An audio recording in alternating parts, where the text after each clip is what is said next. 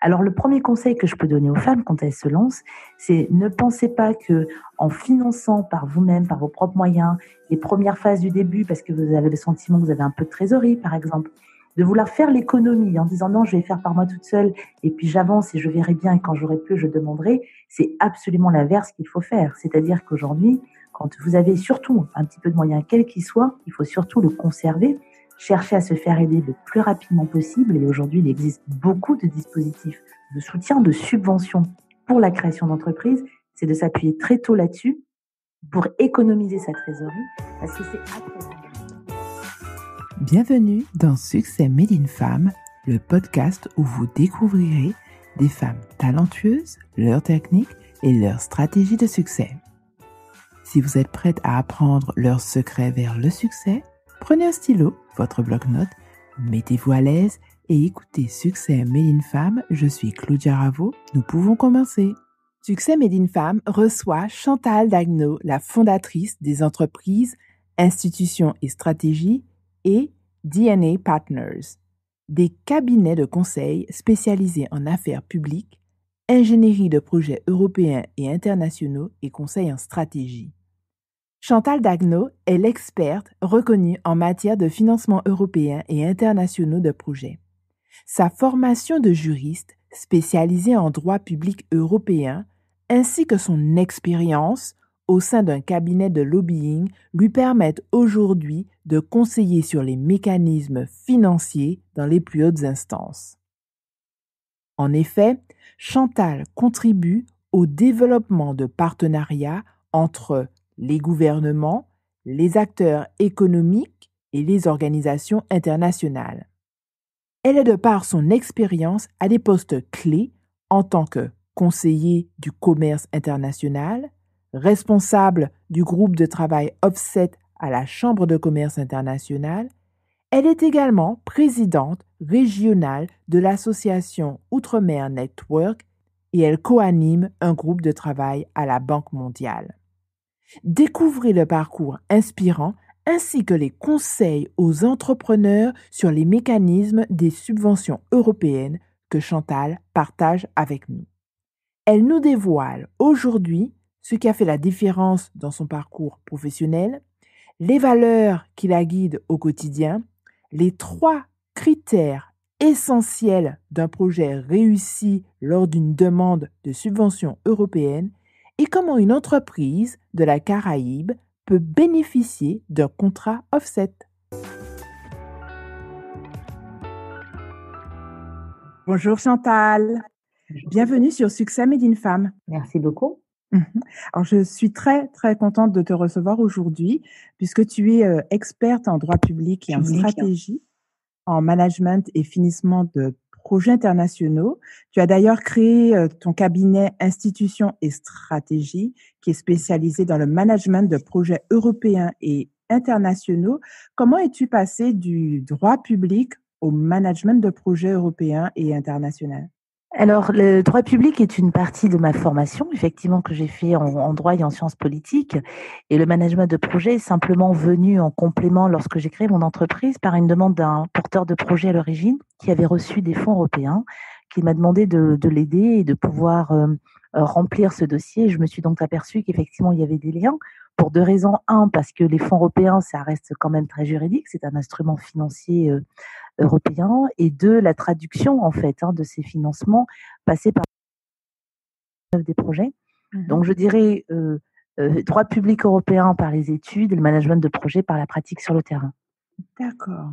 Alors, tu as également évolué 11 ans dans un cabinet de lobbying. Peux-tu nous dire en quelques mots, qu'est-ce que le lobbying? Parce qu'aujourd'hui, c'est un terme qui malheureusement a une connotation plus négative que positive. Et en fait, dans l'esprit, je dirais, commun, le lobbying n'a pas bonne presse. Le lobbying, c'est un métier, effectivement. Ça consiste tout simplement à défendre les intérêts, défendre les intérêts soit de porteurs de projets, soit d'entités, tout simplement, et permettre d'améliorer leur communication auprès des institutionnels et des pouvoirs publics. Pourquoi? Parce qu'on est dans un pays de droit, on est dans un pays de règles, et bien souvent on s'aperçoit qu'une règle, elle a l'avantage de devoir être suivie, mais elle a des corollaires également des fois, il peut y avoir des effets négatifs, ou en tout cas qui ne sont pas favorables à certaines industries. Et le lobbying, tout simplement, ça consiste à pouvoir s'assurer de la prise en compte de l'ensemble des différents problématiques sur le sujet et de porter à la connaissance en fait des institutionnels, des décisionnaires, des influenceurs, que ça peut passer par l'État, mais aussi par un président d'une association, bien s'assurer qu'il prend en compte dans ses choix politiques aujourd'hui de différentes problématiques qui entourent en fait le sujet qu'il défend. Donc le lobbyiste, il est simplement là pour porter l'information dans la communication d'une manière adaptée. Et souvent, le gap vient entre le fait que les opérateurs économiques, on va dire les entreprises ou les associations, les syndicats, sont dans leur univers très économique, et le politique et l'économique n'ont pas toujours le même élément de langage pour pouvoir se comprendre. Donc un lobbyiste, c'est plutôt une passerelle entre ces deux mondes qui permet de pouvoir faire en sorte que les prises en compte soient bien faites des deux côtés. Donc c'est un peu le traducteur qui permet à ce que les besoins soient bien entendus correctement, de la part des Exactement. institutions. C'est D'accord. exactement cela. En tout cas, moi aujourd'hui, c'est la posture que j'ai. Effectivement, dans ce métier, il y a différentes échelles de lobbying. On a des lobbying très ciblés sur des secteurs d'activité, ou de lobbying tout simplement sur la défense des intérêts d'une manière générale. En tout cas, moi, de mon évolution, comme tu indiques, après 11 ans, effectivement, j'ai commencé sur du lobbying réglementaire, technique, par les projets de loi, par la défense d'amendements sur certaines industries, dans le domaine de la consommation, de la communication. Mais aujourd'hui, avec mon cabinet, je suis plutôt sur le lobbying financier, je dirais, Mmh. justement à travers ce management de projet. Au-delà des enjeux de D'accord. financement, c'est de défendre les intérêts d'un certain nombre de porteurs de projets aujourd'hui, puisqu'on s'aperçoit que finalement, qui dit projet dit des profils très identiques. Que ça soit une association, une start-up ou un grand groupe, face aux enjeux de financement, ça reste toujours les mêmes choses. Donc du coup, le Mmh. lobbying financier consiste à pouvoir les défendre auprès des bailleurs. Et est-ce qu'il y a une rencontre qui a été, déterminante dans ton approche du lobbying au bout de 11 ans? Je pense que la pratique et l'évolution de la société fait qu'aujourd'hui tu n'as pas la même vision que lorsque tu as commencé. Quelle a été cette rencontre? Alors, une rencontre particulière, je dirais pas forcément cela, en tout cas quelque chose qui a enclenché, mais plutôt une maturation, une maturité progressive au fur et à mesure de mon métier, puisque finalement, j'ai été amenée à intervenir sur beaucoup de sujets relativement larges. Peut-être aussi finalement, là où j'ai vu l'efficacité la plus probante, c'est au niveau de la Commission européenne, quand je suis allée défendre les enjeux de certains territoires de l'outre-mer, au niveau de la direction générale de l'environnement, où j'ai vraiment vu le rôle et l'utilité qu'on pouvait avoir pour instaurer un dialogue justement positif entre le développement de ce territoire et justement tous ces enjeux de financement européen. Oui, Mmh. finalement, en réfléchissant, voilà, ma rencontre avec la direction générale de l'environnement à la Commission européenne. D'accord, qui a été, un apport essentiel. Alors tu Oui, évolues dans un environnement qui est assez, masculin, le domaine financier, lobbying, parce qu'on ne retrouve pas énormément de femmes. Est-ce que être femme, pour toi, ça a été un avantage, dans ce milieu-là, ou ça a été un inconvénient? Est-ce qu'on t'a jamais fait ressentir: «Bon, ben, vous êtes une femme, vous êtes pas vraiment à votre place pour discuter»? non, j'ai jamais été, en tout cas, alors je dirais, j'aime pas le mot victime, mais finalement, en tout cas de manifestations flagrantes, Mmh. d'un problème de positionnement en étant femme. Bien au contraire, je suis dans un métier où je dirais presque que l'entité homme ou femme ne semble pas être plutôt apparent, mais c'est plutôt la compétence, en La fait, compétence. l'expertise, la Mmh. capacité de pouvoir faire passer des messages. Alors après, en tant qu'être humain, c'est quels sont les atouts que l'on a. Moi, je Mmh. fais en tout cas un atout plutôt favorable en étant femme parce que je crée souvent la surprise. C'est plutôt ça. Ah! C'est une Mmh. surprise souvent de me voir dans certains sujets ou dans certains univers, mais c'est une surprise positive dès lors que l'on a travaillé le sujet et Mmh. que j'essaie de faire en sorte que justement, ça soit plutôt la compétence et le fond qui ressortent très rapidement dans les conversations plutôt que d'aller sur le prisme homme ou femme. En tout D'accord. cas, je n'ai jamais flagrante de discrimination ou en tout cas me sentir défavorisée par rapport à ça. Justement, dans la mesure où il n'y a pas beaucoup de femmes, et que c'est surtout les compétences, quelles sont, les personnes qui t'ont inspirée dans ce milieu pour atteindre l'excellence? Alors pour atteindre l'excellence aujourd'hui, c'est moins des personnes qui m'ont inspiré que des mentors. J'ai surtout eu la chance d'avoir, 3 mentors, qui se sont presque dédiés pour me donner les outils pour y arriver et ce sont des Oui. mentors hommes, Ah heu, génial! bien évidemment, des mentors hommes beaucoup plus âgés que moi, Mmh. qui m'ont vraiment pris, presque par la main, en me guidant, me disant: «Beh voilà, là, marche à côté de moi, tu vois, tu observes, tu analyses, tu fais, tu reproduis». Et la vie m'a toujours permis que quand l'un partait, un autre arrivait avec des besoins progressifs de plus en plus. Et aujourd'hui, c'est vraiment c'est cette façon qui m'a permis de pouvoir viser l'excellence aujourd'hui très clairement. Ce qui m'a aussi certainement peut-être protégée et en reprenant un peu le point que tu évoques tout à l'heure par rapport au fait d'être femme, ils me l'ont Mmh. plutôt pris comme l'occasion pour eux de pouvoir transmettre leur savoir parce que je suis sur un sujet quand même qui est un peu atypique, hein. On est sur Oui. un service de niche. Donc j'ai eu la chance de pouvoir être considérée comme une source potentielle où on transfère un savoir et une Mmh. compétence et le côté, maternant, paternel qui fait qu'on m'a transmis et aujourd'hui ça a plutôt été en ma faveur, très clairement. D'accord. Mmh. Juste alors tu viens de nous parler du fait d'avoir eu l'opportunité d'avoir 3 mentors, mais Oui. quel est le rôle que tes parents ont-ils eu dans ta vision justement du financement de projet et du lobbying? Alors, le rôle de mes parents est central pour une seule chose, c'est que finalement, ils ont pas toujours bien compris exactement les tenants et les aboutissants, au plan technique. En tout cas, une chose est certaine, c'est qu'ils ont toujours cru en moi et ils ne m'ont jamais dit, et je le redisais encore il y a une semaine, à aucun moment quand je leur dis: «Beh, je ferai ça, mais est-ce que tu es sûr que tu vas pouvoir le faire? Mais attends, tu es» attirer mon attention sur la difficulté. Au contraire, ils ont toujours eu cette posture très claire de: «On a confiance en toi, vas-y, si tu le fais, c'est que tu peux le faire et on fait confiance à la vie, aux rencontres que tu feras qui pourra t'aider».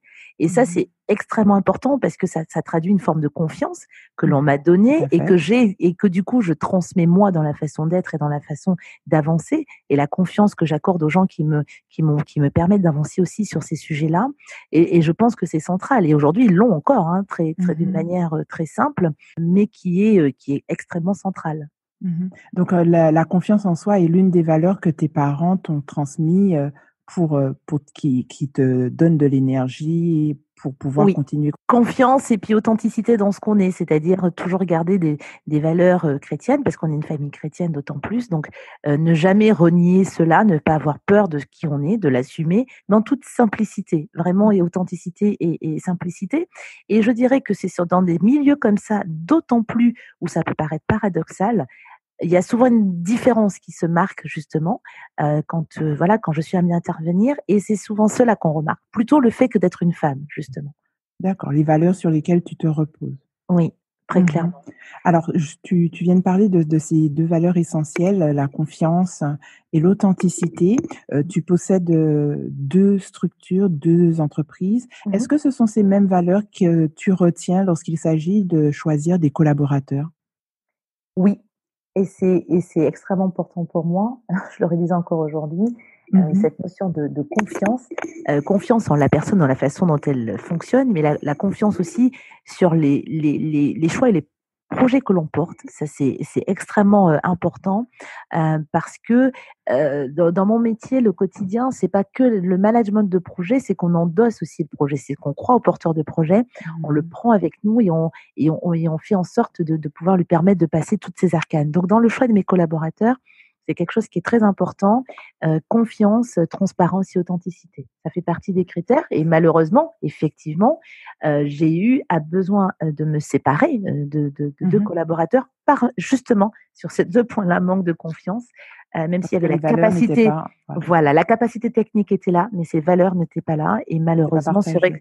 non et sur le terrain, ça c'est pas durable, clairement pas. Mmh. Alors, tu viens de parler de la collaboration avec, tes employés. Tu as parlé aussi de la nécessité d'endosser un projet.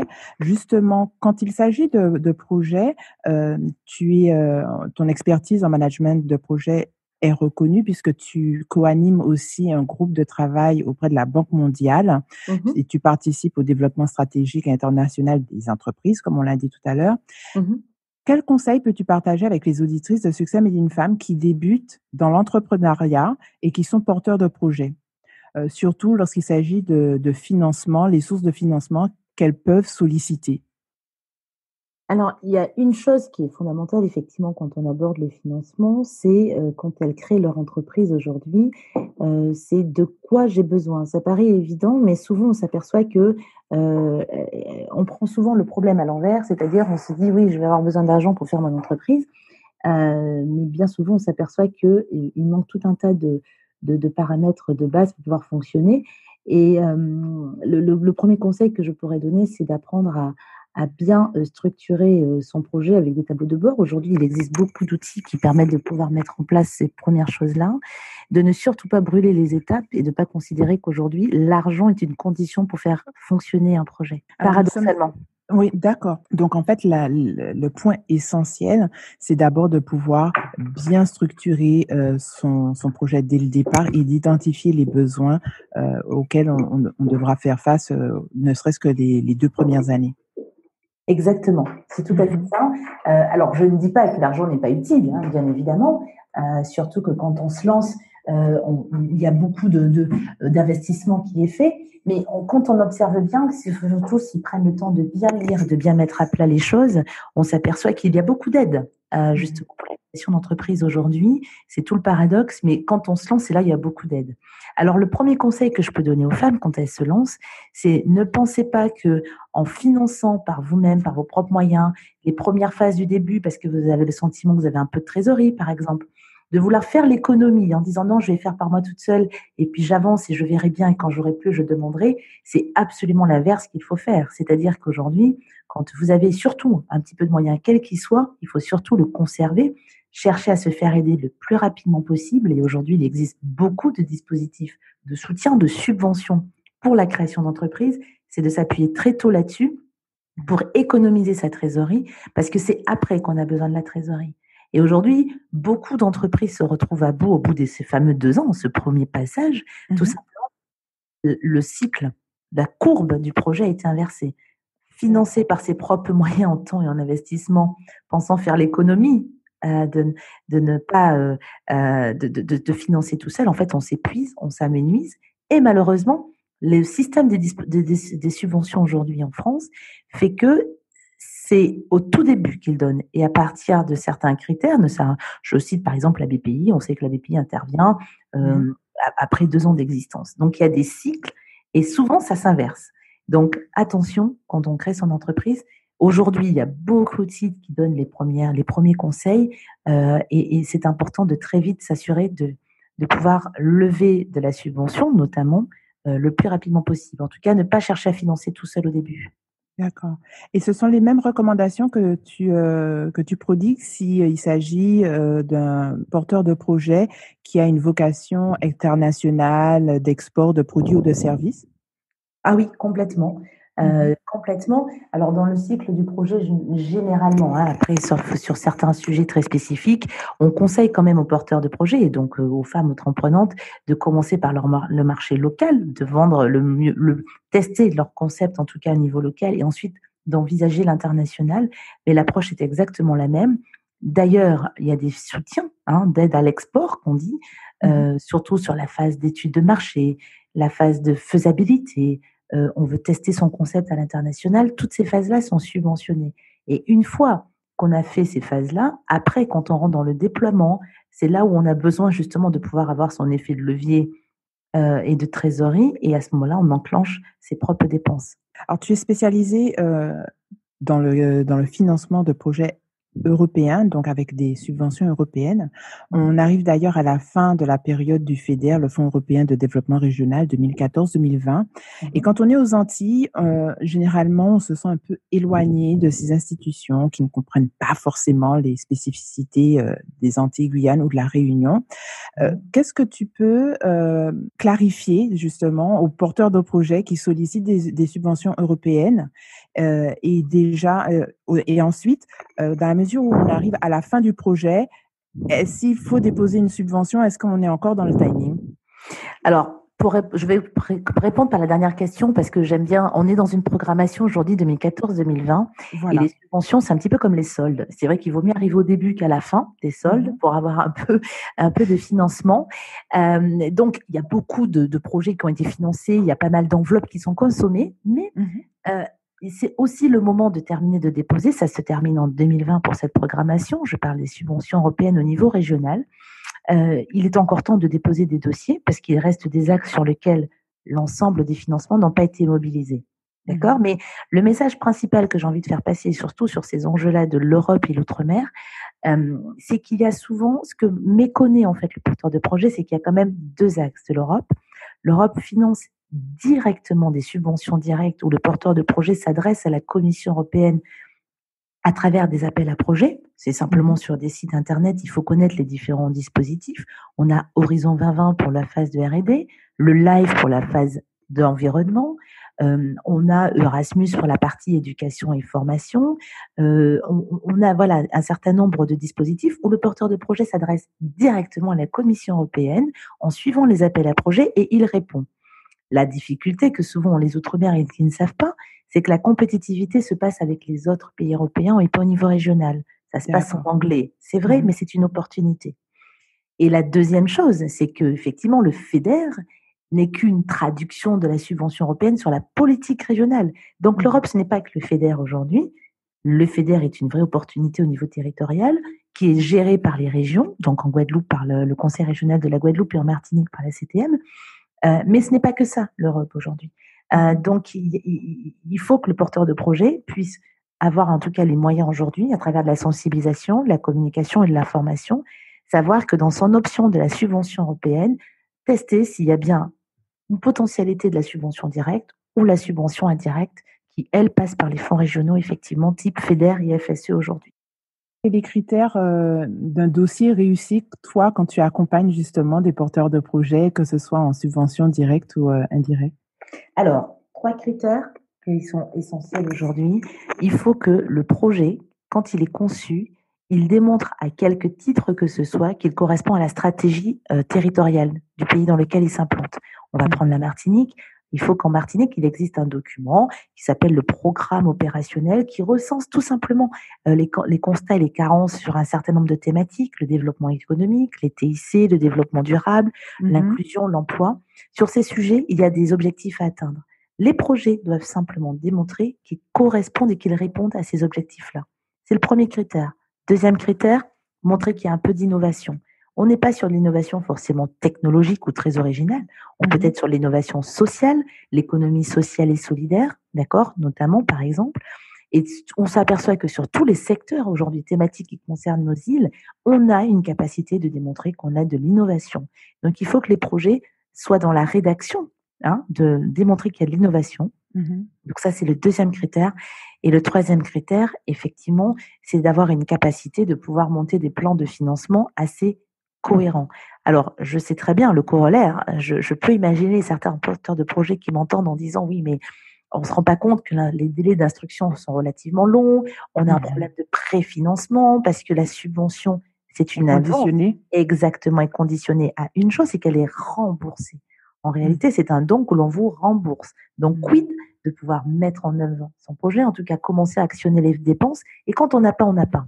Donc ça, c'est vrai que c'est un facteur très important à prendre en compte. On ne peut pas l'ignorer, c'est une vraie difficulté. Mais je sais aussi que les régions et l'Union européenne en ont bien conscience et essaient de trouver des solutions pour aider les porteurs de projets sur cette phase de préfinancement. Très clairement, il y a un dispositif qui a été ouvert au mois de septembre, par exemple en Guadeloupe, aujourd'hui, où la BPI, la région, ont décidé de pouvoir accompagner les TPE, notamment les PME, sur cette phase de préfinancement. D'accord. Donc on a parlé des critères réussis. Oui. À l'instant, tu as mentionné 3 points essentiels. Mais est-ce qu'il y a un obstacle ou un défaut que tu as vu qui est récurrent et qu'il est possible de prendre bien en amont? Le problème majeur qu'on rencontre dans les dossiers, c'est la raison qui pousse à venir chercher de la subvention. Ça va paraître paradoxal ce que je dis, voire choquant. Mais donc en fait, ça ne correspond pas au programme opérationnel que tu as mentionné tout à l'heure. Même pas cela, c'est qu'en fait, ils viennent chercher de la subvention par manque de trésorerie. Et ça, c'est la pire des choses à faire. Quand on n'a pas de trésorerie, ce n'est pas de la subvention qu'il faut aller chercher et encore moins de la subvention européenne. Elle n'est pas là pour ça, c'est pour faire un effet de levier de financement de projet. Et je pense que le problème majeur, il est souvent là, c'est les raisons, les motivations qui poussent les porteurs de projets à s'inscrire dans cette recherche de financement. Parce qu'ils ont souvent un problème de trésorerie, mais ce n'est pas la subvention qui va les couvrir par rapport à ça. En tout cas, pas la subvention européenne. Et du coup, voilà, les projets sont forcément montés en apparence, mais la motivation ou la réalité de l'entreprise fait qu'elle est bien plus fragile. Et au fond, elle n'est pas éligible, elle n'a pas les moyens de porter son projet. Donc, elle se met en difficulté. Ça, c'est un premier vraiment facteur bloquant. Et le deuxième facteur, c'est le manque d'ambition, peut-être, des fois, dans la conception des projets. Oui. Ne pas voir suffisamment large pour le territoire et pour le projet. Oui, ou mettre un prisme qui sait séduire. On est dans la communication. Je vais prendre un exemple très concret. Il y a des dispositifs européens aujourd'hui. La France, on est très mauvais. On a des taux de résultats très bas, 6% par exemple sur un instrument PME, là où en Italie ils peuvent être à 12 à 13%. C'est pas qu'il y ait forcément une intelligence beaucoup plus, c'est que ils ont compris, effectivement, il y a savoir séduire. On est dans une compétition dont on charge la subvention européenne, c'est très clair, et il y a le fond et la forme. Et la forme, on n'apprend pas forcément à bien la travailler pour savoir faire que le bailleur lise ce qu'il a envie de voir. Et souvent, ce qu'il manque, alors bon, c'est pas forcément la faute du porteur de projet, mais en tout cas, c'est ça qui est souvent le problème récurrent. Le projet est pas mal, mais il n'est pas séduisant au sens du bailleur, de ses attentes. Et du coup, souvent, le matchmaking ne se fait pas. D'accord. D'où l'importance de se faire accompagner par des cabinets qui, justement, pourront mettre en lumière ce vocabulaire, un peu comme le lobby, c'est-à-dire savoir traduire ce que le bailleur veut réellement. Oui, exactement. Mais alors, moi qui suis sur le terrain depuis pas mal de temps aujourd'hui, qui est beaucoup de porteurs de projets, moi j'insiste sur notre rôle. Notre rôle est vraiment d'aider le porteur de projet à pouvoir monter la dernière marche. Mais j'avoue qu'effectivement, il y a toute une réflexion sur donner les moyens aux porteurs de projet de, en amont, intégrer tout ça en toute autonomie, de pouvoir concevoir leur projet et qu'on vienne affiner sur la fin, ajuster pour pouvoir leur permettre le dernier parcours, les derniers 100 mètres qui sont des fois pas forcément évidents, parce qu'il faut de l'endurance, il faut savoir un peu faire passer les messages, transformer. Mais aujourd'hui, je pense qu'il y a toute une phase en amont qui est le vrai sujet, c'est la maturation des projets. Comment je conçois mon projet, ma stratégie de développement commercial, mon produit, et du coup, ça va même des fois sur le choix juridique, le choix de ses partenaires, ça va dans tout ça. Et s'ils avaient mieux les outils de connaissance de base sur les interactions possibles entre les choix stratégiques qu'ils font dans leur entreprise et les impacts financiers, on se retrouverait avec des projets beaucoup mieux conçus. Et du coup, notre capacité serait d'être beaucoup plus efficace sur le terrain après. Donc, une meilleure sollicitation, justement, de ces subventions européennes. Oui, et aujourd'hui, moi, je pense que c'est la responsabilité un petit peu aussi des entités publiques, de pouvoir créer ces ateliers de maturation de projet, donner les moyens aux entreprises, aux porteurs de projets notamment, de maturer. On gomme, on recommence, on fait, on améliore jusqu'à ce qu'on ait le bon projet qui va bien et dont on sent éligible. Et nous, on peut venir après, derrière, peaufiner et faire le lobbying qui va bien derrière. Savoir dire quand ce n'est pas, quand ça ne correspond pas à la réalité et pouvoir recommencer. Voilà, ou les points limites ou les points d'amélioration, parce que souvent il y a quand même une bonne volonté des porteurs de projet. Qu'est-ce qu'il faut améliorer pour pouvoir le rendre bien beau pour la partie d'instruction des dossiers, très clairement. Et ça, c'est vrai tant sur les fonds régionaux que sur l'aide directe de la Commission. On vient de parler des subventions européennes. Tu es aussi spécialisée dans ce qu'on appelle les contrats offset. Je pense que c'est intéressant quand on parle justement de l'export, quand on est à des pays insulaires comme la Martinique, la Guadeloupe, la Réunion ou encore le territoire de la Guyane. Est-ce que tu peux nous expliquer en 2 mots qu'est-ce qu'un contrat offset? Un contrat offset, c'est simplement un contrat qui est négocié dans le cadre d'un marché public international. Il y a un certain nombre de pays aujourd'hui, quand ils passent une commande publique, ils n'ont pas la technologie, notamment dans leur pays, ils font appel à de la technologie étrangère. Et pour justifier en fait le fait de faire travailler des entreprises étrangères pour apporter la solution, ne faisant pas travailler leur industrie, demandent de la compensation à l'entreprise pour laquelle ils achètent la technologie notamment, pour venir créer de la valeur ajoutée dans son pays. Donc l'offset est tout simplement un mot anglais qui veut dire compensation. C'est de la compensation industrielle aujourd'hui pour permettre aux pays en voie de développement notamment ou en voie de maturité industrielle de pouvoir acquérir un certain nombre de technologies aujourd'hui pour leur industrie nationale. Alors, 48 États utilisent ce mécanisme dans le monde. Est-ce que certains États de la Caraïbe utilisent ce mécanisme? Alors, certains États de la Caraïbe, en l'état, le mécanisme technique des offsets, non, parce que aujourd'hui, ça concerne quand même essentiellement les pays en voie de développement. Alors, on a pas mal d'offsets sur le territoire de l'Asie, certains pays comme le Koweït ou aussi le Moyen-Orient. On avait en Amérique latine le Brésil. Les États de la Caraïbe sont plutôt financés sur les fonds européens de développement, mais en revanche, on s'aperçoit de plus en plus qu'il y a l'esprit offset. C'est-à-dire que, au-delà de l'aspect technique de ce contrat, mettre en place aujourd'hui, accompagner les États de la Caraïbe dans leurs négociations à l'international pour faire de la valorisation sur l'investissement étranger dans leur territoire, oui, on s'aperçoit qu'il y a une vraie volonté d'aller sur ce terrain aujourd'hui. D'accord. Et est-ce qu'il y a des entreprises qui sont localisées justement dans notre en Guadeloupe, Martinique, Guyane, Réunion, qui justement arrivent à répondre à ces mécanismes offset qui sont à l'étranger, parce que l'export reste tout de même une problématique lorsqu'il s'agit même de la Caraïbe. Mais est-ce qu'il y a des entreprises, sans rentrer dans toutes les confidences de ton travail, est-ce qu'il y a des entreprises qui arrivent justement à répondre à ce type d'appel d'offres international? Alors, pour qu'une entreprise, la Caraïbe, auquel cas se retrouve confrontée à une problématique de contrat d'offset, il y a deux façons. C'est soit, aujourd'hui, elle décide, on va prendre un exemple, une entreprise martiniquaise qui décide d'exporter, elle veut aller en Afrique du Sud. D'accord? Elle, dans sa stratégie, elle veut s'implanter en Afrique du Sud parce qu'elle a quelque chose à vendre. D'accord? Elle va soit Or, aujourd'hui, en Afrique du Sud, il y a des contrats offset, c'est-à-dire qu'il y a des grandes entreprises françaises qui ont des obligations vis-à-vis de ce pays. Donc, elle se rapproche, l'entreprise martiniquaise, d'une des entreprises françaises dont elle sait qu'elle a des obligations dans le pays. Elle propose son service, la société martiniquaise propose son service à l'entreprise française en lui disant, quelque part, est-ce que vous voulez me mettre dans votre bourse de projet pour que mon projet d'implantation en Afrique du Sud soit considéré comme l'un projet valable pour votre contrat d'offset. Ça, c'est la première traduction. Et des gens comme moi, on est un peu des facilitateurs pour mettre en relation les entreprises de la Caraïbe qui ont des choses à exporter avec des entreprises qui ont des obligations offset dans les pays et les faire se rencontrer de telle sorte à ce qu'elles puissent aller ensemble dans le pays. C'est la première façon de faire. Et la deuxième façon, c'est que selon les sujets sur lesquels intervient l'entreprise de la Caraïbe, elle peut répondre, elle, directement à des appels d'offres qui sont lancés par certains gouvernements. On va reprendre l'Afrique du Sud, remporter l'appel d'offres, en sachant que si elle remporte cet appel d'offres, l'État va lui dire, vous allez avoir des obligations offset derrière.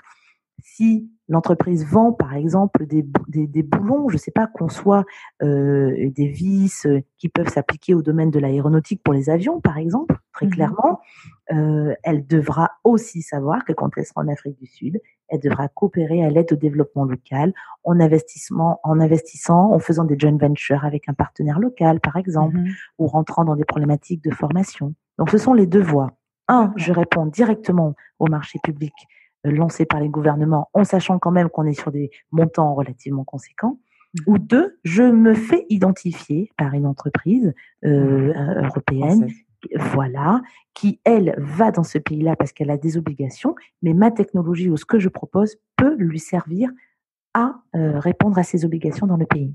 D'accord. Donc en fait, en résumé, surtout par le biais, je dirais, d'une entreprise, d'une collaboration avec une entreprise européenne ou française, il y a toujours une possibilité pour une entreprise issue de nos régions outre-mer de pouvoir répondre à ce type de contrat. Tout à fait. Aujourd'hui, il y a une société en Martinique avec qui je suis en relation et qui s'implante en Afrique du Sud. Et c'est tout à fait ce genre de mécanisme qu'on essaie de voir si il y a un matchmaking possible avec une entreprise française sur le sujet. Alors tout ce parcours, toute cette expertise que tu nous as montré, on voit que tu es toujours à la recherche de solutions. Tu prends des risques sur des secteurs qui ne sont pas toujours identifiés comme étant très féminins, je dirais. Tu as en réalité créé ta propre réalité. Ce sont des qualités qui t'identifient en réalité avec la définition de leader, d'un leader. Est-ce que toi, ça correspond à ta définition de leadership? Et oui, la définition finalement du leadership que je pourrais être amenée à donner, c'est plutôt celui qui qui donne envie, qui inspire et qui emmène les autres avec soi, hein. Mmh. C'est avancer, mais s'assurer qu'effectivement, on nous suit soit dans la philosophie, soit dans les actions que l'on peut mener, où on donne envie aussi, un leader donne envie et je pense qu'effectivement, à partir de ces paramètres-là, oui, je pense pouvoir y répondre en partie en tout cas. Et en prenant le temps de regarder tes accomplissements, tes investissements, tes collaborations, le mentor, les mentors que tu as pu avoir, ta nouvelle collaboration particulièrement avec justement, sur la sargasse, de Mmh quoi mh. es-tu la plus fière aujourd'hui? Plus fière, je dirais peut-être alors en termes de réalisation, c'est ça, d'aboutissement de dossier? De façon générale dans ta vie, les accomplissements que tu as pu faire? Heu, En toute simplicité, je suis fière de tous les projets que j'ai pu emmener parce que derrière chaque projet, il y a toujours un challenge Mmh. et peut-être que la fierté, c'est de savoir à chaque fois qu'en fait on a gagné, le porteur de projet a gagné, tant sur la problématique des sargasses, mais sur la problématique aussi, de l'environnement pour, les déchets, notamment sur un projet en Côte d'Ivoire aujourd'hui, sur, la problématique de la santé pharmaceutique parce qu'on a pu, faire en sorte qu'un laboratoire puisse s'ouvrir. Donc le vrai succès, c'est pas sur un dossier, mais c'est plutôt sur le fait qu'à chaque fois que l'on s'engage, on rentre quand même avec les porteurs de projets, souvent sur un accompagnement de long terme, entre 1 à 2 ans. C'est quand au bout des 2 ans, effectivement, le projet est clos et que le financement a été obtenu avec beaucoup de satisfaction et qu'on en sort grandi, en fait, de toutes ces expériences, parce que finalement, ça reste quand même de l'expérience humaine. Alors le succès est aussi, défini en termes de résultats financiers. Alors Mmh. tu es au cœur, de la définition, mais le succès est aussi, défini comme étant des résultats heureux, Mmh. des accomplissements, des épreuves surmontées. Est-ce que ça correspond à ta définition du succès? Est-ce que tu te considères comme une femme qui a du succès? Qui apporte du succès, en tout cas dans ce qu'elle fait, oui. Mmh. Avoir du succès, je ne sais pas. Je pense que c'est une traduction, qui fait peut-être appel à autre chose. En tout cas, le succès dans ce qui est entrepris, oui, très clairement. Alors, ton expertise t'amène à voyager beaucoup. Oui. Tu organises des séminaires, tu co-animes des réunions de travail, tu es très sollicitée. Mmh. Quelle organisation as-tu réussi à mettre entre boulot, vie de famille, vie de femme pour préserver ton bien-être? Alors sur l'organisation purement logistique, effectivement, j'ai de l'aide, ben, pour m'occuper, notamment des enfants, hein. Donc Mmh mh. j'ai du personnel qui me permet de pouvoir me soulager sur la partie logistique, même si on reste maman à vie et que, toute l'aide logistique ne remplace pas tout. Tout Donc ça, à c'est fait. très clair. Et puis finalement, l'articulation, la plus intelligente que j'ai pu, trouver, en tout cas la plus satisfaisante aujourd'hui, dans l'équilibre, c'est de pouvoir, trouver, la satisfaction, dans ce que je fais, très Mmh clairement. mh. Et le fait de voyager beaucoup me fait rencontrer, effectivement, beaucoup de monde entre, d'alterner en fait, des temps de pause et de repos, tout en étant, en pouvant répondre en fait au maximum de sollicitations. Mmh. Et à quoi ressemblent les 60 premières minutes avec, Chantal? Alors les 60 premières, pour ceux qui arrivent à survivre. C'est encore hier soir, on me posait la question au bout d'1 minute de présentation: «Combien avez-vous de personnes dans la tête?» Je pense que les les 60 premières minutes, c'est soit un effet, accident, cosmique, et on se demande ce qui se ou au contraire, un côté, j'ai envie de faire ça. Voilà, D'accord. c'est vraiment, le côté, mais en tout cas, il y a toujours ce côté positif. C'est: «Waouh, j'y arriverai jamais, mais ça me paraît vachement bien. Waouh, j'ai envie de faire la même chose». Très clairement. D'accord. Et Et être un peu boosté parce qu'il y a une forme d'émulation très clairement. mmh mh. Il est évident que quand on fait ces métiers, c'est pas qu'un métier en soi, c'est pas que la technicité, c'est aussi on adhère à une cause, on est passionné, il faut être un peu passionné pour faire ce Oui. qu'on fait. Et donc je pense que c'est souvent cette passion que je transmets. Et quand tu as terminé tes journées, quelle activité, lecture, peut-être musique, quelles sont les passions qui te ressourcent? Très clairement, je joue de la musique et je chante, donc c'est quand je joue un peu au Ah! piano ou j'écoute du piano, ça très Ah. clairement, et le chant. Ah, génial. Oui. Là, de toute Voilà. façon, il y a des sonorités qui apaisent tout de suite. Exactement, exactement. Donc, ce sont quand même, je m'aperçois, les deux choses sur lesquelles j'arrive à me ressourcer ou à me rebooster ou à rééquilibrer effectivement en cas de stress, pas mal de choses, c'est ça. Mhm. La Alors, nous musique. arrivons déjà à la fin de notre entretien. Il Ouais, s'agit pour toi maintenant de répondre à des questions brûlantes et de nous répondre ce qui te vient immédiatement à l'esprit. d'accord. Première question. Avec quelle femme échangerais-tu de place une journée et pourquoi? Christine Lagarde. Ah! Parce que j'ai eu l'occasion de pouvoir la rencontrer, j'ai eu la chance de pouvoir la rencontrer Ouais. et cette femme que je trouve, effectivement, brillante m'avait toujours impressionnée par le recul et le calme Oui. qu'elle dégage, tout en Mhm. étant extrêmement performante et efficace et pragmatique. Deuxième question. Quel conseil donnerais-tu à la femme que tu étais quand tu avais 18 ans? De croire en ses rêves. Chose que tu as faite. Exactement. Ou d'avoir des rêves, je dirais plutôt d'y croire, d'avoir des rêves. À 18 ans, c'est Hmm. il Ah, ça, c'est vrai. Oui. faut avoir des rêves. Avant de rêver, il faut en avoir. Mhm. Ouais. Troisième question. Quand tu entends le mot succès, quelle femme te vient à l'esprit et pourquoi? Succès, ben, Michelle Obama. Pourquoi? Parce que je pense qu'elle a vraiment, réussi à montrer un modèle de femme aujourd'hui, capable de pouvoir être dans, ce que j'aime bien, c'est son côté, très performant justement, tout en ayant une forme d'accessibilité et en étant toute pragmatique et avoir les pieds sur terre. Donc ouais, je dirais Michelle Obama. Mhm. Et d'authenticité également. Exactement. Mhm. Et Et, simplicité aussi qui ouais. se dégage. Mm. Et dernière question. Quel est le livre que tu as le plus offert? L'art de la guerre. Il est magnifique cet ouvrage. Très petit, très court, mais très efficace. Exactement, exactement ça. Ah oui, ah oui, ah ouais, magnifique bouquet. Ça fait longtemps, là, tu m'as donné envie de le relire. Extraordinaire, Ah oui, extraordinaire ouais. et je m'en inspire beaucoup. Mhm. Ben, nous te remercions beaucoup, Chantal, pour ton expertise, tes conseils en ce qui concerne les subventions européennes, la Merci. façon dont tu nous as expliqué. J'espère vraiment que ça permettra aux éditrices de Succès Made in Femme d'en avoir un peu moins peur et surtout le concept offset qui paraît parfois assez obscur. Alors il faut il faut passer de l'autre côté de la lumière. Et comment les auditrices de Succès Made in Femme peuvent rester en contact avec toi? Ben, tout simplement, alors j'ai un site internet, sur, www.institution-stratégie.fr et puis une page LinkedIn sur lesquelles on peut, facilement me retrouver, au nom de Chantal Dagnaud, très clairement, pour lequel, je pourrais répondre avec, grand plaisir. Impeccable. Nous sommes donc en fin d'année. Est-ce que tu as un dernier conseil à prodiguer à nos auditrices?